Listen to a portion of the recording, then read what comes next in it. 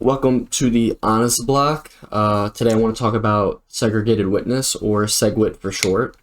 And hopefully you came across this video because you want to learn a little more about the topic, Okay, so to start off, what is SegWit? On the right here, I have just an arbitrary image of a block I picked out randomly, and this is a Bitcoin block, and on the end of this little dump truck, this little fat dump truck on the back of this Bitcoin block, is basically the segregated witness. What it is signatures that are in that OG block, this orange block right here, gets moved temporarily, structurally, to this quasi block. It's still one block, but like a separate part within the block, and then it moves it back into the block at the end of the transaction.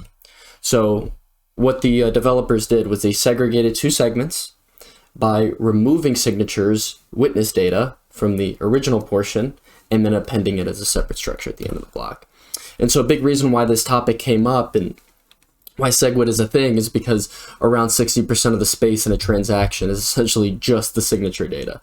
So I think they realized there was a couple inefficiencies with it, as a part of that. And so here's the anatomy of a SegWit block. So on the left, you got the legacy. Typically, this is overly simplified, by the way. There's much more in a Bitcoin block than just this, but this covers most of it. So you have the input, and then the input is attached with the signature. And once it's attached with the signature, it forms its own transaction ID, which then goes to the output. And so if I want to send something to my friend, I'll send it to them, and that transaction will contain both the signature and the Bitcoin. But what SegWit did was they said, why don't we just completely separate the signature, hash it in its own right, with its own transaction ID, and then merge it at the end. And here's another graphic. So what it is basically a key. This is the input. This is the output on the orange on the right. And the inputs are usually attached with the key, but in segregated witness, you basically segregate those two. And so what are some of the benefits? It increases the effective block size from 1 megabyte to 4 megabytes. Now, I want to clarify this because a lot of people get confused, including me. I see it all over the internet. Some people say 2 megabytes, some people say 4 megabytes. The technical truth behind how much MB a Bitcoin can store is technically 4, but realistically in practicality it's not anywhere near that. It's about 2. And so the SegWit soft fork is not an actual block size increase. Instead, it's essentially an engineering solution to increase the effective block size without having to increase the block size limit, because that would require a hard fork. Because the rule in Bitcoin is that each block has to be 1 megabyte, this segregated witness doesn't actually increase that block size from 1 megabyte to 4. What it does is it increases the effective block size, and I'll talk about that more in detail later. Another benefit is it increases transactions per second. Because the block size is a little bit bigger now, you can essentially fit in more transactions per block, and more people can essentially get their transactions through. Reduces Bitcoin transaction fees. Just a little bit of supply and demand. You have the same amount of demand, but a higher supply of space to fit in. So each transaction costs a little bit less of a fee. It maintains the Bitcoin blockchain security. In fact, it even heightens it, because there was an issue that plagued Bitcoin early in its early days, and it was called transaction malleability. I'll touch on that in a second, but SegWit definitely solves that issue. A soft fork instead of a hard fork. Now, I consider this a benefit. It might be controversial depending on who you talk to, but I consider it a benefit because it did keep most of the Bitcoin community united on this, because a lot of the OG Bitcoin, purists believe that any hard fork to essentially make Bitcoin bigger, each block in Bitcoin bigger, is essentially going against what Satoshi and what Bitcoin represents, which is an extremely decentralized cryptocurrency, an entity where you can transfer money while there are nodes across the entire world, and that there's no central authority controlling it. And every time you increase the block size, you make it more and more centralized, because you're basically creating a higher wall for people's hardware to essentially handle that kind of block size. And so I consider this a good thing because it kept the community still intact. And if you don't believe me, then check out Bitcoin Cash. I mean, I think their block size now is 32 megabytes, and nobody uses Bitcoin Cash. Oh, and just a quick point about the Bitcoin Cash thing I just said. Yeah, so basically, like, this is Bitcoin on the right, and this is Bitcoin Cash. As you can see, the block in Bitcoin Cash is like significantly larger. Like, I'm still scrolling. Like, you see how big that block is? So that's how I kind of say, like, a hard fork wasn't really advantageous for SegWit, you know what I mean? Like, a soft fork actually benefited them because, like, who uses Bitcoin Cash? Like, it's a 32 megabyte block. It can handle much more transactions per second, but does it really matter if you can handle more transactions if nobody's using it? So, I mean, like look at these losers. They're all running here. They don't even need to run. They're going to make the bus. Nobody's in here. They're fine. Versus these guys, like, look at them. They got to run because it's an ambush over here. So, I don't know why I just said that, but I just wanted to, like, give a little more context about why I just took a dump all over Bitcoin Cash. You still have the option to use the legacy option. So whenever you use your crypto wallet, you can essentially transfer your money to somebody else using a legacy block or a new segregated witness block, using different protocols. It's all contingent on your crypto wallet, by the way. Oh yeah, and so this is a use case becoming extremely popular over the years. I couldn't find a graphic that goes till 2022, but I mean, as you can see, I mean, the growth of Bitcoin SegWit has just been massive. It's just been gaining more and more popularity.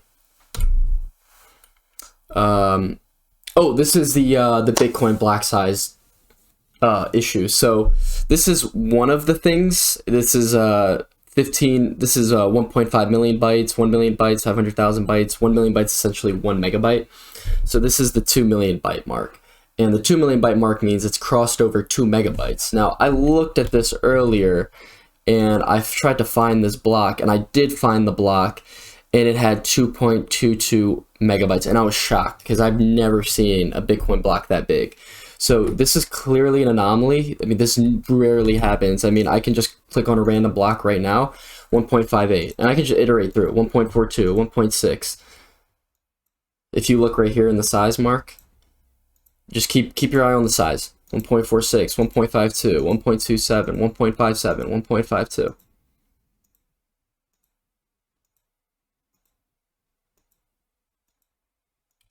Very rare to find anything above 2. Ideally, it shouldn't be, in many cases, more than 1.8, and I'll explain the math in a little bit, but basically, this SegWit upgrade in Bitcoin was never a major block size increase. Okay, so to go over transaction malleability, basically what transaction malleability is that you enable the Bitcoin transaction ID, text ID, to be changed before the network can process it. And the inputs, outputs, and payment amount are all cryptographically signed through your private key. So when you send your money to your friend, you're signing it through your private key, so no one can steal your money or make any logical changes to it. Excuse me. Which means that no one, and I mean no one, can change where the money comes from, where it goes, how much is sent. Only the transaction ID is shown to the users on the blockchain. That's altered. And so, like, the transaction ID, a good way to think about it is it's kind of immaterial to what Bitcoin is all about. On the back end, it really doesn't matter. But the transaction ID is for you to see, the users to see. And a way that people were able to basically play games with this little bug is if you were to send money to me, right? You send money to Adam, and then I look at it and I can mutate that transaction ID to something completely different with a different hash, or it looks the same but a different hash. I can be like, wait, bro, why didn't the transaction go through? Something's going on. So the transaction stuck, and then you're like, oh man, good point. And then so you send me another Bitcoin, and the next thing you know, I finessed you for 2 Bitcoin. And so that was kind of the way to do it. There's a story about a online exchange called Mt. Gox. This was back in like 2012, 13, or like 2014 or 15 or something, like 6-7 years ago. And they basically claimed that this was a big reason why they went out of business, because they got hacked this way. But some software engineers discovered not really. There were some cases of transaction malleability, but nothing to basically, put them under. Okay, so now to go over the math behind measuring blocks with segregated witness. So back in the OG days, Bitcoin blocks were just measured in bytes. So like I said, the basic rule, every block has to be less than 1 megabyte. Now with segregated witness, blocks are essentially measured in just weight. And here's the formula. You essentially take the stripped block size, the OG block size without segregated witness, just the original block size, stripped of any segregated witness, and you just add it to the full block size, which includes segregated witness. Now, right over here on btc.com, I have, which is an explorer for Bitcoin, if you want to check it out, you can essentially see the strip size without segregated witness and the block size including segregated witness. And so what you have to do is, and I can show it to you really quick, 844,510, and you multiply that by 3. Okay? Once you multiply that by 3, you just add it to the complete block size, including SegWit, and you should be getting this number. This is the total weight of this block.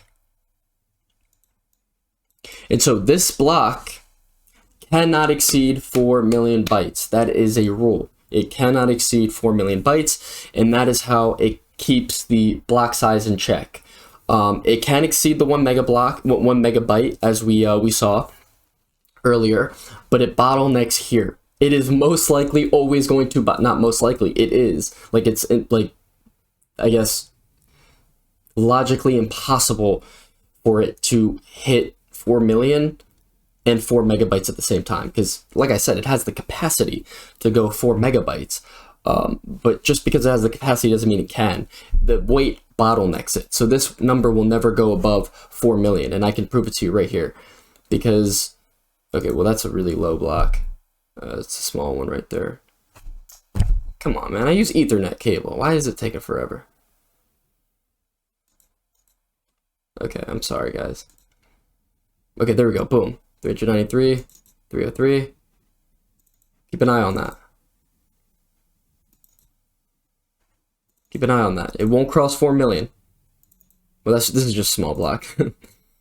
Yep, it will not cross it. So, another way of thinking about it, and this is how you can finally conceptualize why it is that Bitcoin blocks will not really cross the 2 megabyte threshold ever. Rarely, right? Because you saw that there was evidence of it. I showed you guys. But like this soft fork, SegWit, really only increased the block size from 1 megabyte to like 1.6, 1.8 if you're lucky. You know what I mean? It rarely gets that big. And the reason why is because it follows this formula that I just showed you. But to conceptualize it better, I can show you the base block bytes weigh 4 bytes, and the witness data bytes weigh 1 byte. And so here is the 1 byter. Oh, no. You subtract this number from this. So you take 1,644,005, and you subtract that by 783,176. This is your segregated witness bytes. You multiply this by 1. Okay, so that means that in order for you to have a 4 megabyte block, you essentially need only exclusively segregated witness data, which is impossible because in order to get segregated witness data, you need transaction data. And so with this number right here, the strip size basically being equivalent to 4, 3,176 times 4, you add those two numbers and you essentially get the 399,533. And so this is different from the formula that I showed earlier, which is basically I multiplied this number by 3 and I added it to this number. Instead, I'm multiplying this number by 4 and I'm subtracting this by this to get that SegWit portion, and I multiply that by 1 and I combine the two. And so people will say it can go up to 4 megabytes. No, it can't. It has the capacity to, but it can never essentially reach that point. It's essentially just a 1 megabyte increase in size. And so, yeah, this demonstrates that the block is weight restricted more so than size and bottlenecks before we can ever even see the size restriction. Yeah. Just want to take a look at that. Yeah, so I hope this basically gave more insight about segregated witness. Hopefully, I kind of maybe filled in some of the holes that you might have been going through. But yeah, if there's any questions or you might have caught something wrong in some of my explanations, please let me know in the comments below. And I'd love to, and I love interacting with people in the comments. So by all means, please say whatever you got to say. And so yeah, let me know, and hopefully I'll see you guys again soon. All right, bye.